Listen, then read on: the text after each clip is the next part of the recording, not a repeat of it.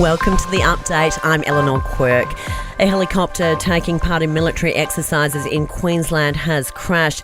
There are fears up to 4 people were killed when the aircraft went down in waters off the Whitsundays coast. It's not known if the chopper belonged to Australia or America. In a landmark deal with the United States, Australia will begin manufacturing missiles within 2 years. The federal government will fast-track the capability to produce guided weapons, boosting supply for the US and creating hundreds of local jobs here. The announcement will be made following talks between Australia's foreign and defence ministers and American counterparts. A massive haul of methamphetamine's been uncovered in a major operation targeting outlaw bikie gangs.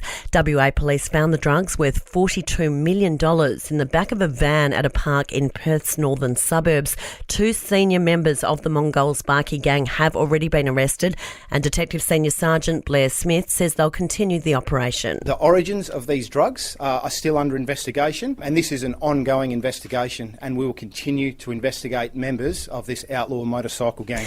New South Wales police are ramping up their efforts to stamp out the escalating gang wars in Sydney. Strike Force Magnus has been set up, involving 100 highly experienced officers aiming to reclaim the streets after 5 people were shot in as many days.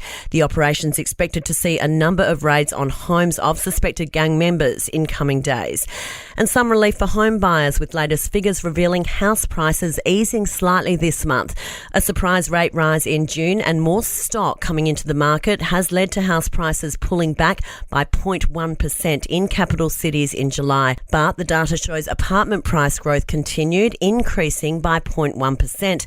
Ray White Group Chief Economist Nerida Conisby says there are a number of contributing factors. A lot to do with very, very strong rental growth at the moment.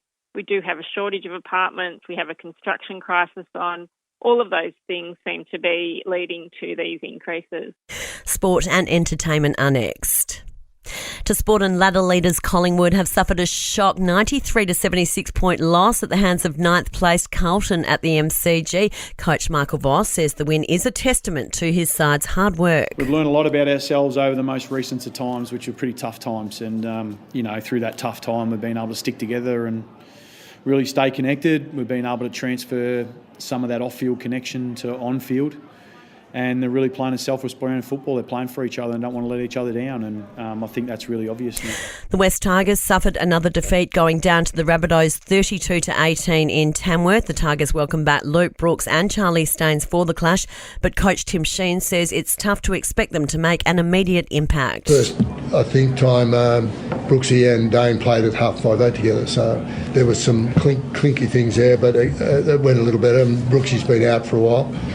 Appy's only just finding his feet again after the injury. Staines his first game. In entertainment news, Taylor Swift's hit Shake It Off has literally done just that, with Swifties going so wild for their idol during the song at a Seattle concert that it registered 2.3 on the earthquake Richter scale. And the actors' strike is continuing to wreak havoc in Hollywood, with Sony Pictures forced to delay the release of a number of its upcoming blockbusters. Spider-Man Beyond the Spider-Verse, the 3rd film in the franchise, was due for release March 29 next year, but that's now been cancelled. Marvel movie Craven has also been pushed back. And that's the latest from the Nova podcast team. We'll see you soon for another episode of The Update.